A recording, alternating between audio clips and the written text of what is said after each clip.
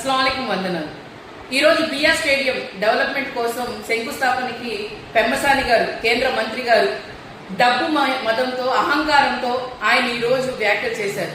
మొన్న చూస్తే మరి సినిమా చూపిస్తానంటున్నారు, ఈ రోజు జగన్ని చంపుతానంటున్నారు. ఏంటి ఈ వ్యాఖ్యలు?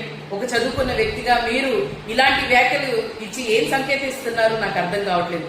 అలాగే గతంలో మీ ఎంపీ గారు గల్లా జయదేవ్ గారే 10 సంవత్సరాలు ఉన్నారు. ఏం డెవలప్మెంట్ చేశారు ఈ గుంటూరుని? ఈ రోజు మీరు వచ్చేదో డెవలప్మెంట్ అంటున్నారే, 3 వంతులు ఏంటి ఆ పరిస్థితి? మరి అలాగే శంకర విలాస్ బ్రిడ్జ్ ఏంటి పరిస్థితి?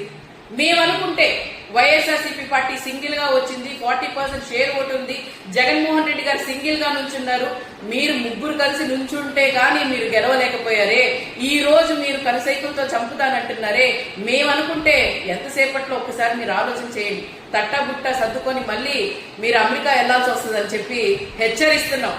ఖబర్దార్, జగన్మోహన్ రెడ్డి గారి వైపు కానీ, జగన్మోహన్ రెడ్డి గారి గురించి కానీ మాట్లాడితే మాత్రం ఊరుకునే ఉండదని చెప్పి, సహించమని చెప్పి మీకు తెలియజేస్తున్నాం. అలాగే ఏదో డెవలప్మెంట్ చేస్తారంటున్నారు కదా, చేసి చూపించండి.